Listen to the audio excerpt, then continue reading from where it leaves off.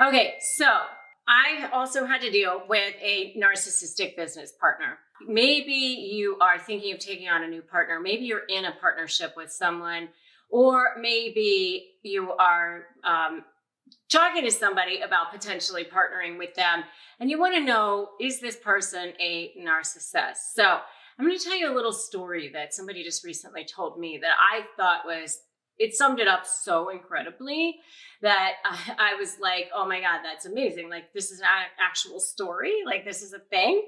So apparently it's a story from like 100 years ago or something. And it's a story of, it's called The Camel Under the Tent, or The Camel Nose Under the Tent.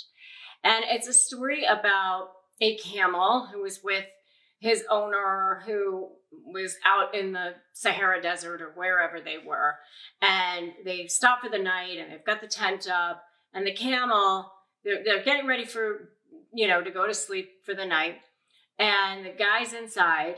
And the next thing you know, the camel sticks his little nose under the side of the tent and says, "Please, sir, it's very cold out here. Can I just have my nose under the tent?" And the next thing you know, the guy goes, "All right, fine, just your nose, but nothing else." Next thing you know, the camel puts his whole head under. "Please, sir, can I just have my head under here? It's like so much warmer in here. It's so nice. And it'll just be my head and everything else will stay outside. Can't I just have my head in?" And the guy goes, "All right, I guess so." And the story just continues on. And by the time the guy wakes up in the morning, the camel is basically like in the bed and the guy is on the floor. Okay. And it's because the camel has basically taken over the entire thing and mistreating him on top of it. Okay. And that's kind of how it goes when you're dealing with a narcissistic business partner. I've coached a lot of people in the past who've had narcissistic business partners. And what's really interesting to me is that they all are kind of the same. It starts off where they're like incredible. They just seem so perfect for you in every way. So one of the people that I coached, she had a business, and her specialty was training people. And her business partner specialty, allegedly, was going to be bringing in salespeople and developing a sales team. And so they thought that they were like perfectly matched. Well, as it turns out, that once they became partners, she ended up doing all the work. She was bringing in the salespeople, she was training people, she was doing everything. And her partner was like saying that she was going to do things, might do a little bare minimum, taking credit for everything. All the team thought that she was doing all the work. I mean, and it was a very similar situation with a situation that I had to deal with. And I've heard this from story after story after story. It's very, very similar. They start off love bombing you, but not in a love bomb way, like a romantic way. It's like, "Hey, listen, you've got a skill set that I don't have. Or look at how perfectly aligned we are. Or look, we should be best friends. Look how many similarities we have. Our backgrounds are so similar. We have so much going for us. We should totally work together." Whatever it is, like they just bring you in. Oh my gosh. And at the beginning, they work really, really hard. They're doing all the work because they're love bombing you. So every day you're getting emails. They're working on this. They're creating a plan. They've got the great people lined up. They've got business space, if that's what you're looking for. They've got whatever it is. They're doing it. They're on it. And you're thinking, wow, this is amazing. Where have you been all of my life? Like, I can't believe how lucky I am. And you're telling everybody, wow, I just met this new person and we're going to have a business together. And they're incredible. They work so hard. They have all these amazing contacts. They're doing more than I am. It's just amazing. And so that's how it starts off. They love bomb you like that. So that in the beginning, before it's all, actually cemented, they really, really work hard. They really, really show their stuff. So then what happens is you think, okay, I'm not going to let them have all of my business. I'll let them just have a part of it, or maybe they'll do just this part of it. Next thing you know, there they are taking over the rest of it. Or they're doing nothing and you're doing all of the work and they're taking all of the credit for it. And then on top of that, you start to notice things that are off. Like they're degrading you a little bit. Like, oh, I noticed that you took care of this thing, but I noticed that you had made a mistake or you forgot this part. I fixed it for you. Something like that. That starts to happen. And then you start to notice other little things, like they're taking credit for your work, or they're taking credit for something that you did in the past. Or there might even be like taking things that you had done or said and positioning it as if it is theirs. And you think that's a little weird, but okay. I mean, every once in a while you think, all right, well, maybe everybody else thinks this person is so nice, especially if they're a covert narcissist. You think, well, maybe I'm just misreading it, or maybe I'm making too much of it because everything else seems so great. And so you just continue on with the situation because you think it's going to serve you in some way, even though you probably have red flags going on right from the beginning, but you just choose not to notice them because you think, well, maybe it'll work itself out.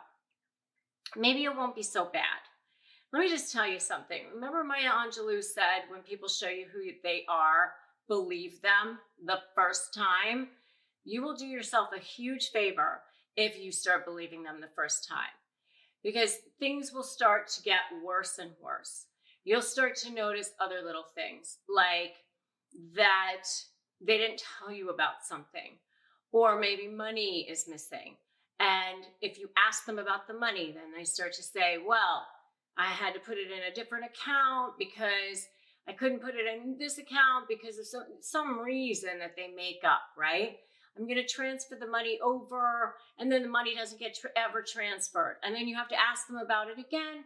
And they say, oh, I have to talk to my bookkeeper about how to do that, or some made up excuse. And you just, again, you're starting to feel like it's not good, but to your face, they might be nice. There might be parts of things that are going well. And they do the same kinds of things that you do that happen in a regular relationship with a narcissist, like when you call them out, it might be projection. It was somebody else's fault, not their fault, denying, it's your fault. You did something wrong. We talked about that, gaslighting you.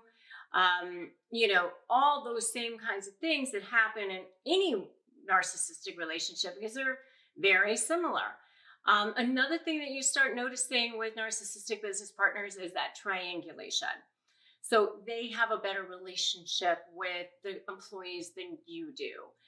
You start to wonder, are they talking to them about you? You're starting to feel like maybe they don't necessarily have your back.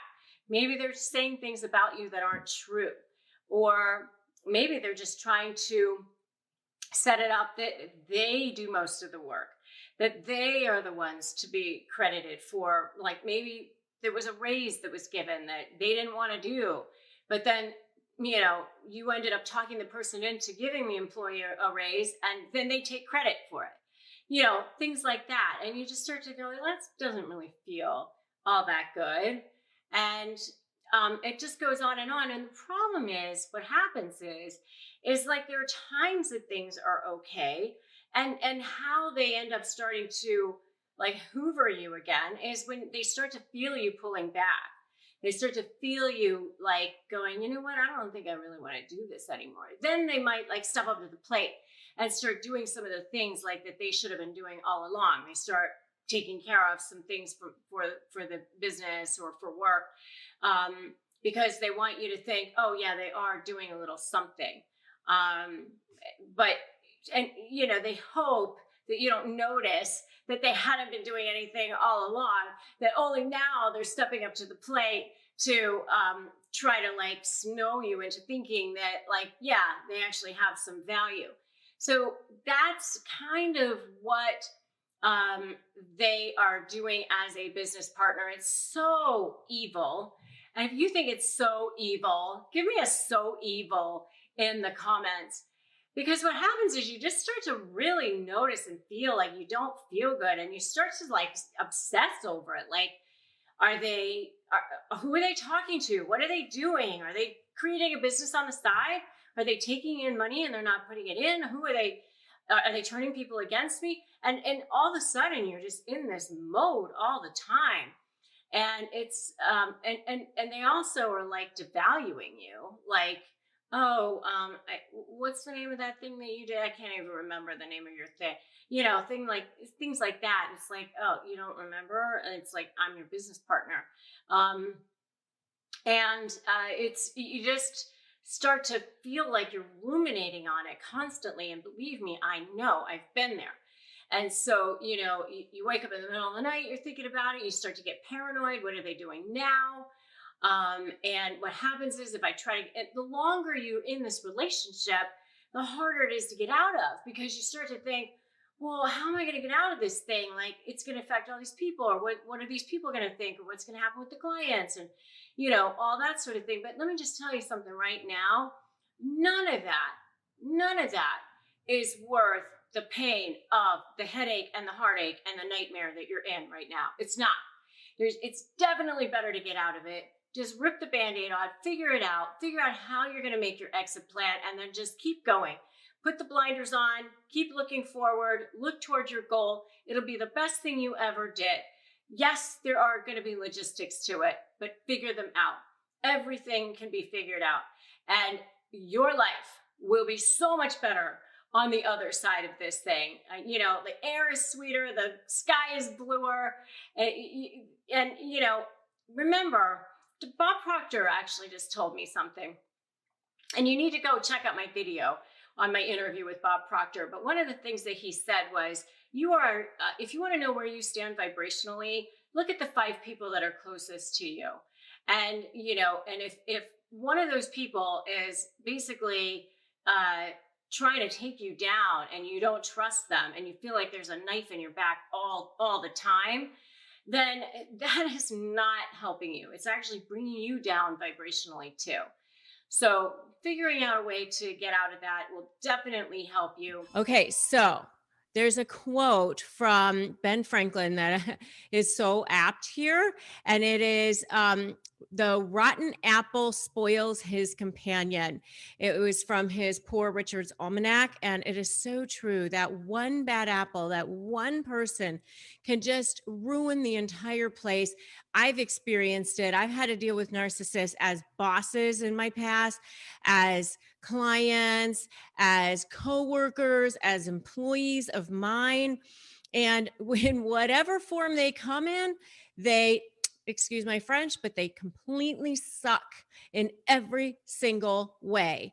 And so I want to help you with that, because I've been there, and as Ben Franklin says, one person can just ruin it for everyone. And you can just feel it, like as you're walking into the office sometimes, or into the building. And, a lot of times now with COVID, things have changed. But if you're, even having to get on a Zoom call with this person, I mean, you can just feel like that tension. You feel it in your body, you feel it in your gut, you feel it in your bones and your cells, and you just don't even want to be around that person. You don't trust that person. And it just really can like ruin it for everyone. So the one thing I do want to say is that whatever form they come in, they engage in the same types of behavior that narcissists engage in with regard to whatever relationship that they're in. So if it's, it starts off with that idealization phase, that love bombing phase, where they come across as perfect, they're super charismatic, they're very smart, they're leaders a lot of times. So they just seem to be like the perfect type of a person. And then they go into that devaluing phase and then the discard phase, the same way all narcissists do. But during that devalue phase, this is where you're going to start to see some stuff going on in the workplace that just drives you crazy, like projection. I mean, that's something I saw in one of my employees. Whenever she messed up, it was always someone else's fault. She could never take responsibility for herself. Lying, they lie and then they deny or they deflect. And if you want to know more about what happens when you catch a narcissist in a lie, definitely check out my video on that topic. And they also engage in complaining. I saw that actually a lot of times myself. One employee would start complaining about something because, she was envious or she was jealous or she felt like somebody else got special treatment. And, they live in this world that it's not fair. It's not fair. And no matter how much you give them, it's still not fair because that's their way of being. Or sometimes they're jealous of, something that another employee has. And then they start bad mouthing or they start spreading rumors, maybe even about that person. They might just plant a seed like with a boss and say, oh, I saw that so-and-so came in late, or I saw that so-and-so is talking to some other employer or something. It may not even be true, but they start spreading these rumors. And if one person feels like, oh, how come we don't get so much time off? Or, then everybody starts to, jump on that bandwagon. Or if you have one boss who's just like so mean to everybody and, or maybe they're misogynistic, or maybe they're racist, or maybe they're, whatever it is, but they devalue people. And so what you see is there's this sense of entitlement.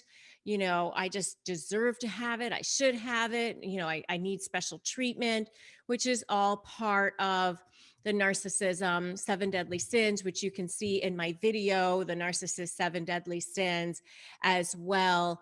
And if you think that they just think that they are so entitled, give me a so entitled in the comments below.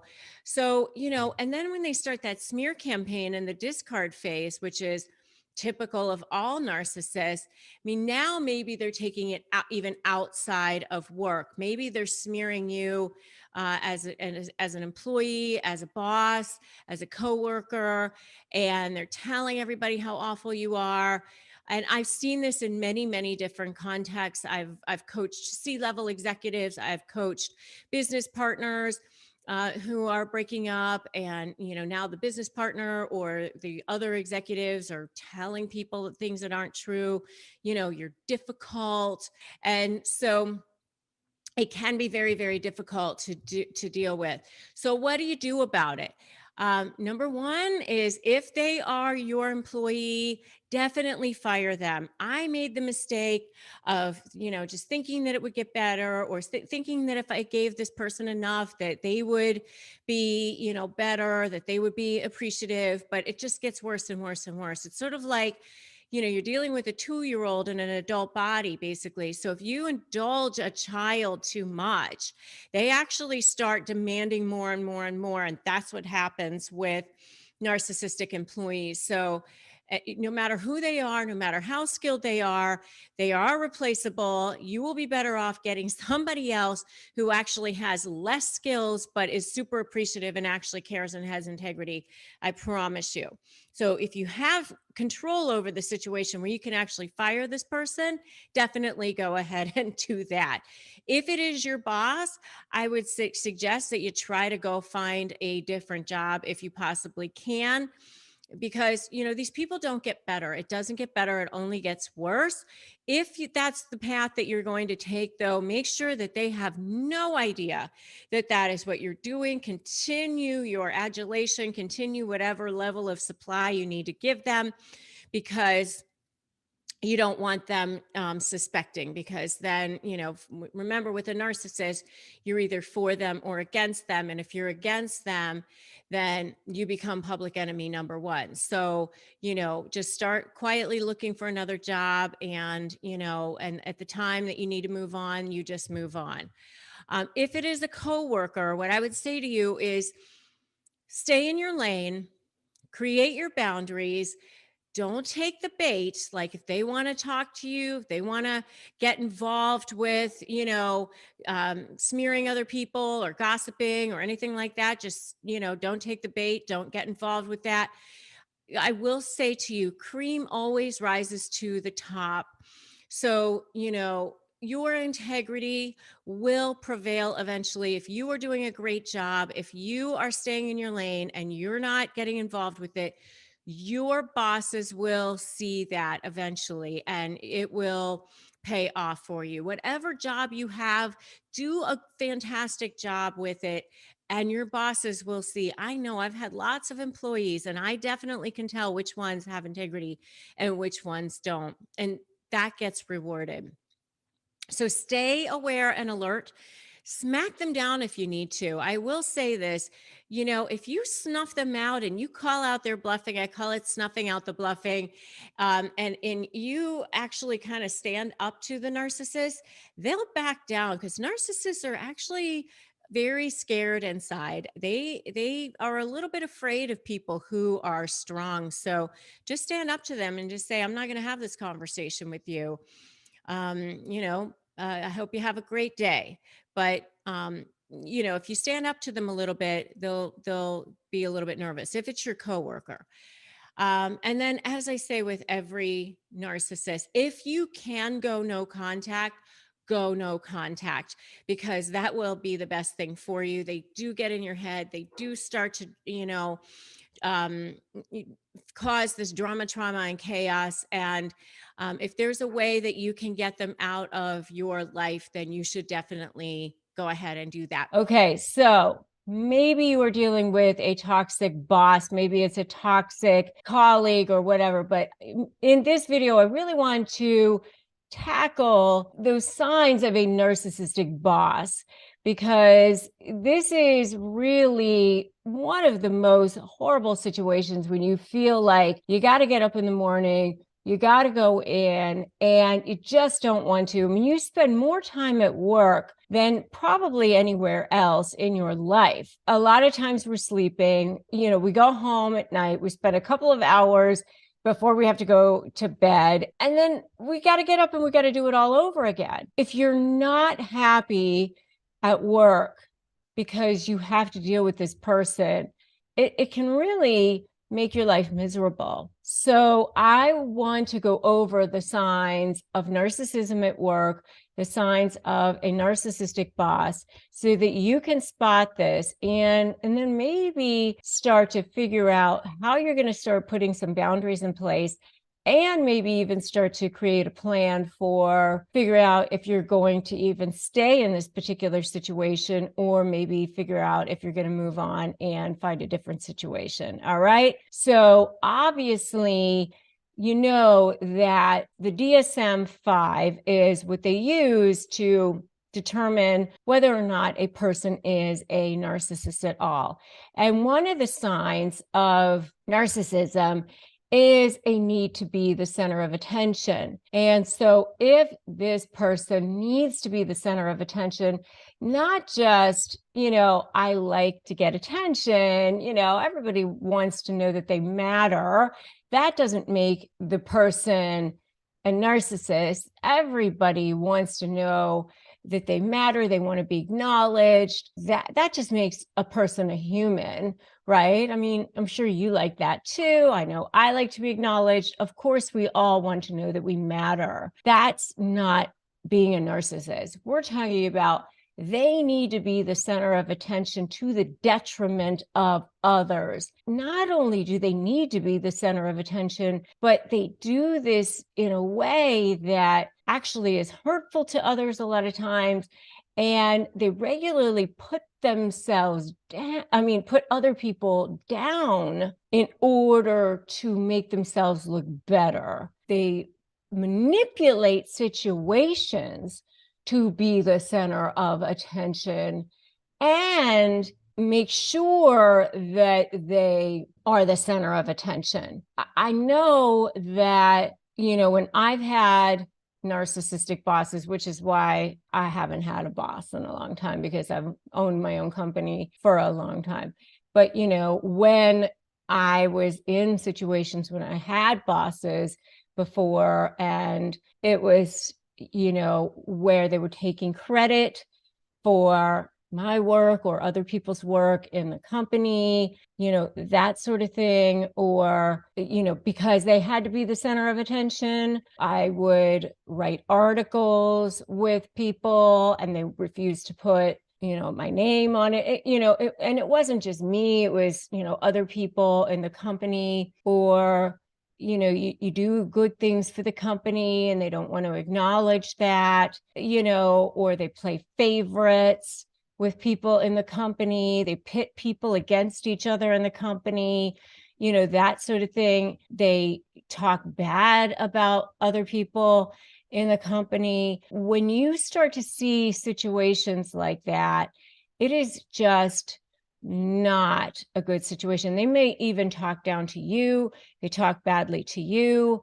I've seen bosses where they actually are verbally abusive to employees. I've actually seen bosses say things to employees like, "This is the worst piece of this I've ever seen," where it actually is like blatant like that.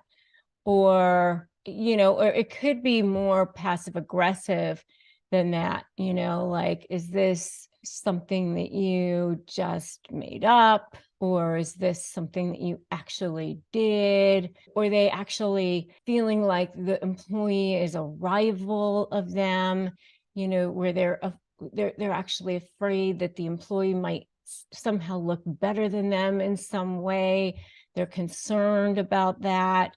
So maybe they just don't want the employee to shine more than they do. That sometimes is a concern. They often lack empathy for the employee, which can be a problem. Like, I actually was in a situation one time where the boss had such lack of empathy for the employees. And this particular boss was a single mom herself at one point, but then by the time we got there, her kids had been grown. But one of the other employees was a single mom. She actually, told the single mom that, her kids should take an Uber or a cab to take themselves to doctor's appointments, that, she wasn't allowed to take time off. Like, she didn't really care that, her kids needed, if they were sick or anything like that. There was absolutely no empathy for that. Completely insensitive to what was going on for this particular single mom. The bosses who are, if somebody's dog died or something, they might just be like, "So what? Who cares?" If there's a death in the family or something, they might just be like, that we have to work. People can't just take time off. I've seen that before. They maybe they over exaggerate themselves, their accomplishments, their abilities. They actually might lie about themselves and their abilities. You might actually see them lie about their accomplishments and their abilities to clients. And that what they're saying is not true. That I've seen before as well, which is completely wrong. You might actually see them lie about numbers of what the company is doing, as far as how successful the company actually is.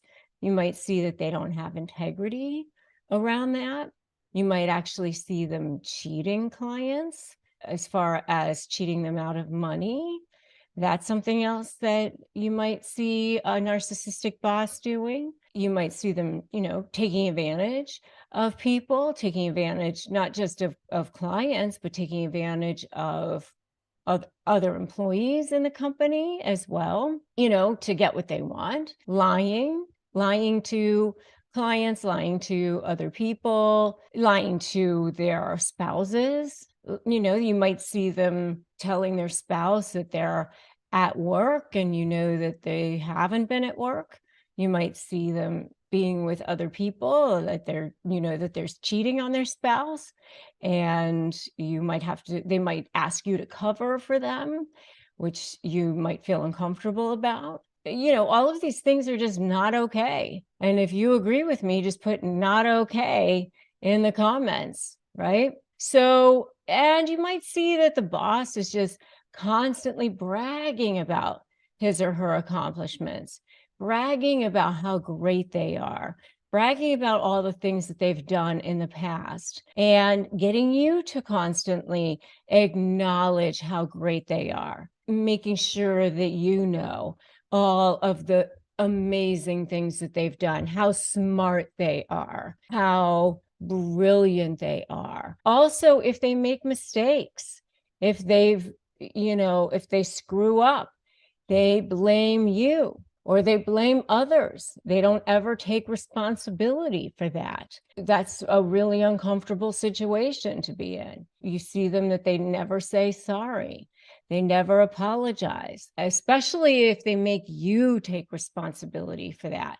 And they're blaming you and they're angry at you and they're yelling at you. And you know that it's not you. You know that it was them, but yet they're yelling at you for it. And they can even be verbally and emotionally abusive toward you. And you know that it was their screw up, and that often happens. So those are just some of the things that I have seen with narcissistic bosses, making people work ridiculous hours, making people stay late, demeaning people, making people who have very amazing skills, getting them coffee just to treat them poorly, just because they can, just to show them that they have control over them, just to demean them on purpose, just to degrade them on purpose, just to personally show them that they can publicly humiliate them on purpose, triangulate people, get somebody to be angry at somebody else because they want this person to be pitted against this person. They want to make sure that these two people never become friends because they don't want these two people to ever be friends with each other. They want them both to be beholden to them and them alone, so those are just some of the things. If you've seen any of these things, I'm sure that you are probably dealing with a narcissistic boss, and it's probably a highly toxic work environment and probably not one in which you want to stay very long. And one thing that I do want you to know is that I've been in situations like that. And it's not something that you can tolerate, but there are things that you can do in the short term, which is, you can say, I will not be disrespected as a human being, and you cannot speak to me in a way that's disrespectful, and yes, I work for you, but I will be treated in a way that's respectful.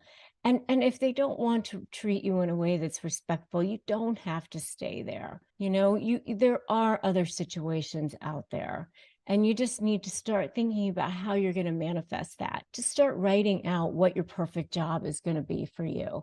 Start deciding that you're manifesting that, and start thinking about where it is that you want to be and what that's going to look like for you, and start deciding where it is that you want to go. So, okay. You want to know the real reason why they just won't leave you alone. It's so crazy because people don't just leave narcissistic relationships, whether it's a business relationship or a personal relationship. You don't just casually go, hey, you know what? This isn't working out anymore. Let me just catch you on the flip side. We'll just stay friends and we'll just be cordial to each other. I tried that. I was in a business relationship with a narcissist, and I thought, I'll just figure out a way that we can stay friends. And it did not work out that way for me. I tried everything that I could to try to keep it nice. It wasn't going to work that way for me. I really, really wanted to. It's like you're running out of a burning building. Like you're just with your hair is on fire and you're trying to get out, and you hope to hell you get out of there with the clothes on your back. That's the analogy that I have when you're like trying to get the hell out of these relationships. And then they just will not leave you alone. And you think, why would I want to be in this relationship with you? You were horrible. And yet they don't see it that way. You know, a lot of times they see it as, well, you were horrible too. You were just as bad. I was only responding to you. They see you as the enemy a lot of times. I mean, they're just so warped in their brain. But why do they not leave you alone? It's like they have this whole love-hate relationship with you. And I have a whole video on why narcissists love you and also hate you. And you can definitely check that out if you would like. But why they don't leave you alone is because, well, it all comes down to, you guessed it, that narcissistic supply. That is their lifeblood, that is their food, that is their oxygen.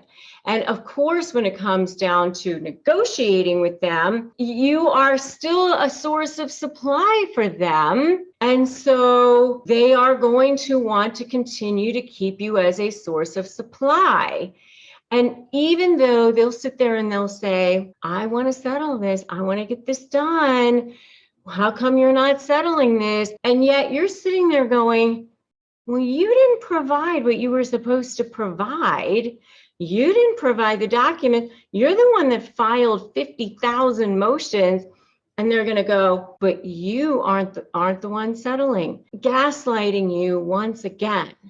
They act like you're the one that has the problem, yet you know darn well that they're the ones that are continuing the problem. And I know, as a lawyer who has represented tons of these people, they'll sit there and they'll say, I'd rather pay you than her. They'll say that straight up to the lawyer. They know, because they don't see you as a person. They see you as an opportunity. It's like a game. They're like sitting there playing a video game. It's like they get a dopamine hit from the pawns of, you know, moving these pieces around on a board or whatever. Like they enjoy, you know, manipulating people. It's fun for them. They enjoy it. And so that's why they do it. To them, you're still a way to get that dopamine hit, and they enjoy messing with you. As long as you are a way to get supply for them, they're not going to leave you alone. And so you are either going to be a source of adulation for them, or a source of prestige, or a source of, you know, all of that is like that grade A diamond level supply. The grade A diamond level supply is, it feeds their ego. Like how do they look? How do they look to the world? They look to the world like they're great. They look wonderful to the world. So they can show the world how amazing they are, whether it's that prestigious job, the prestigious house, car, bank account, you know, all of those things, right? Or it can be people telling them how great they are, how smart they are, you know, because they want to believe that they're smarter than everybody else and all that good stuff too, right? So now all of that is the grade A diamond level supply.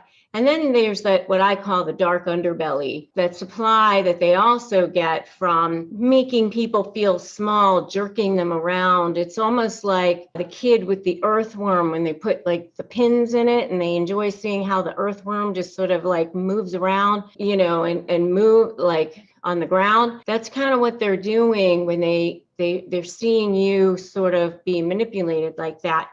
And that's why they don't leave you alone.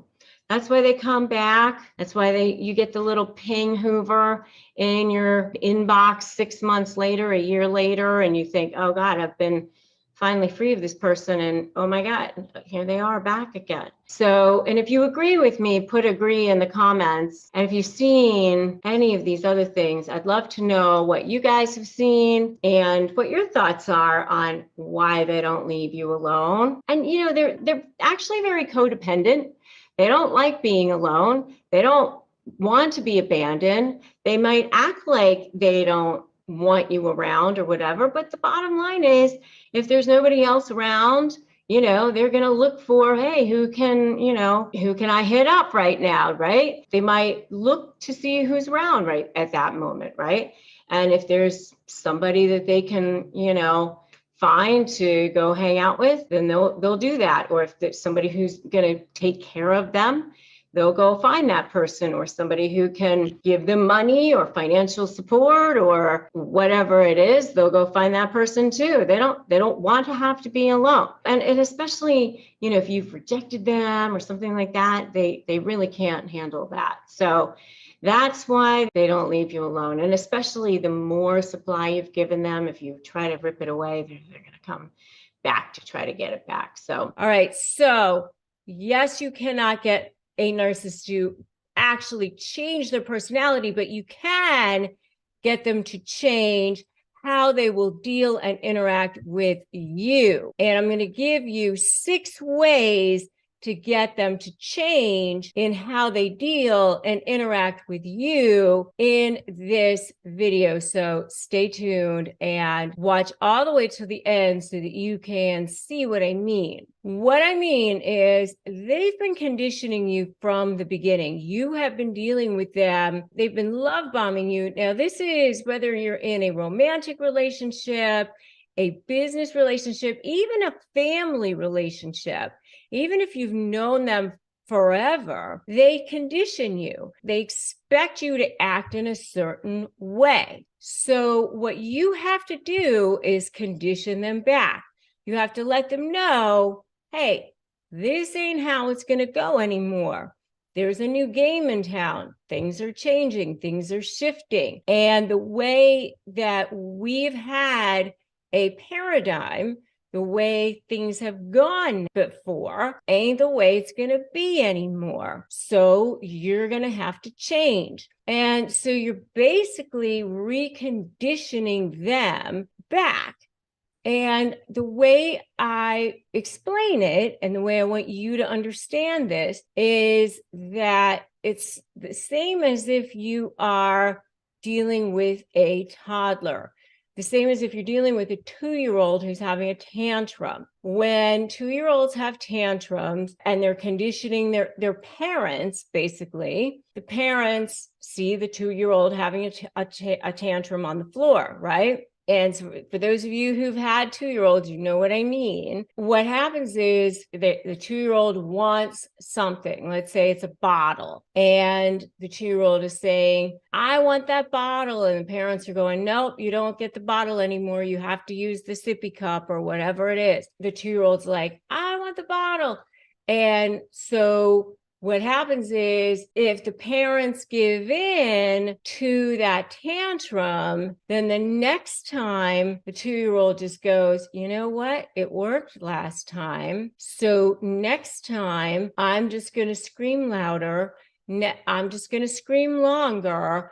I'm going to kick my heels. I'm going to flail my arms. I'm going to throw things. I'm going to become even more horrible. I'm going to make their lives miserable. I'm going to embarrass them in stores, whatever it is I need to do so that they will have to give in to me because I want that bottle. I want what I want right now. And then the parents go, oh my God, I can't take this. There's the bottle. And that's what's going on with narcissists. So until like those parents just go, you know what, I'm not going to do that anymore. The kid goes, you know what, apparently they're not giving in. I'm going to have to just give up on this. I'll just have to behave. I'll just have to, deal with it, take the sippy cup, and they finally just give up. But guess what? They're the worst right before they decide to give up. And that's what it is with narcissists as well.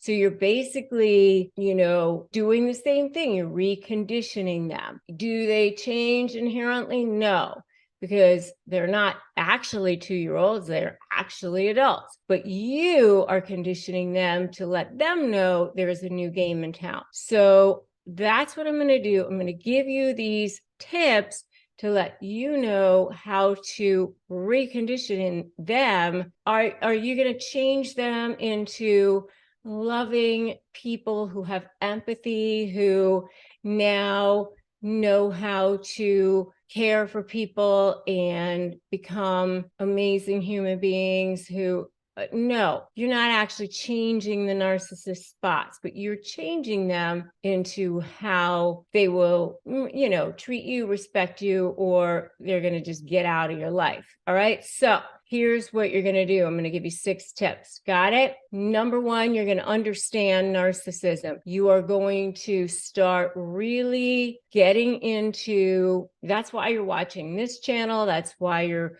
reading the books. That's why you are getting all the knowledge that you possibly can, because honestly, the more you understand, the more you dig in, the more you really start powerfully understanding everything you can about narcissism, the different types of narcissism, the traits of narcissism, the traits of people that they target, you start to realize, hey, this ain't me. This is them. I can't take this personally. This is something that's, happens to people when they were young. And you start to realize, wow, this is something that, took place. And by the way, as I say all the time, narcissists didn't attach themselves to you because you had so little value. They attached themselves to you because you had so much value. They like sources of supply that have a lot of value. That's why they liked you in the first place, even though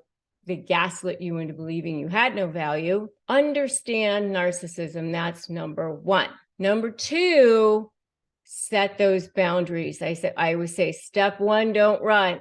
Set boundaries. Obviously get away from them, but you're not running away. You're setting boundaries. The more you have fear, the more they smell it in the water. They're like sharks looking for that blood. And once they see that blood, they go for that. They go for that jugular. They know how to instill that in you. Set boundaries and stick to those boundaries. And then number 3 is, don't be afraid of them. Don't be afraid to confront them. Don't be afraid of them. They respect people who aren't afraid of them. That's the only type of person that they actually respect. You can't have fear. I started to allude to that earlier, but as soon as you have fear, they read that, and then that gives them supply. Your fear actually feeds that. They get off on that. They get a high on that. That keeps them around. That keeps them coming back. They enjoy that. Most people don't want people to be afraid of them. That doesn't give them joy. It gives them joy. You don't want that. And the more you can say, I'm not afraid of this person. They're just a small little, they're actually more afraid of you than you are of them. And the more you can see that, the more you can uncover that, the more you peel back those onion layers and see that, the more you will understand that. So no fear. And I want you to put that in the comments right now. No fear. So don't be afraid. Don't be afraid of them. Don't be afraid to confront them. Don't be afraid to assert yourself, assert what's fair, assert what's best for you. Number 4 is related to that, and that is hold them accountable. Hold them accountable for their behavior. If you're in litigation and they don't do something that they're supposed to do, they don't provide discovery that they're supposed to provide, file a motion to compel, they violate a court order, file a motion, let the court know, make the court enforce that court order, ask for sanctions if you need to, if that's something that's available for that. Ask for attorney's fees if you can. Whatever you can do it. Don't sit by and go, well, I don't want to be the bad guy. I don't want to, hurt them. The more you do that, the more they get away with things, and you're not holding them accountable. And then they think that they are, still have some kind of power over you, some kind of control over you. And that's not okay. That's number 4. Number 5 is reward positive behavior. When they act the way you want them to, recognize that. Say, great job, or I'm glad you're using the parenting app like you're supposed to, or whatever it is that they're supposed to do. They do like their ego stroked, so if you fluff up their ego, it's a good thing. I know you don't want to do it, I know you don't enjoy those kinds of things, but, I always say fluff for favor, vomit later, because it helps you to ethically manipulate the manipulator, and it helps you to get some things that you want down the road. If, don't do it just to do it to get some things that you want, right? So reward positive behavior if it's going to help you. And then number 6 is the final thing, and that is to totally ignore when they are trying to bait you. This is so important. Probably the most important. This is something they totally get off on, is trying to bait you. And they will try to do this constantly in a myriad of different ways, probably infinite ways, thousands and thousands and thousands of ways. It will go on and on forever, as long as you allow it to. I can't even name the number of different ways that they will continue to try to bait you. But, and depending on the type of narcissist you're dealing with, the way they bait is also infinite as well. But, they will constantly try to bait you. The more you can find yourself ignoring it, rising above, smiling through it, the better it will be for you, because, that gives them narcissistic supply. It also gives them things that they can use against you as well. The more you react to it, remember, everything you put your hand to is a potential trial exhibit as well. So make sure that you don't give them any kind of things that they can use against you either, by the way. That doesn't help you at all. I know it's really hard. I know it's extremely difficult, especially, if you've been traumatized by them for years and years and years. Definitely get the help and support that you need.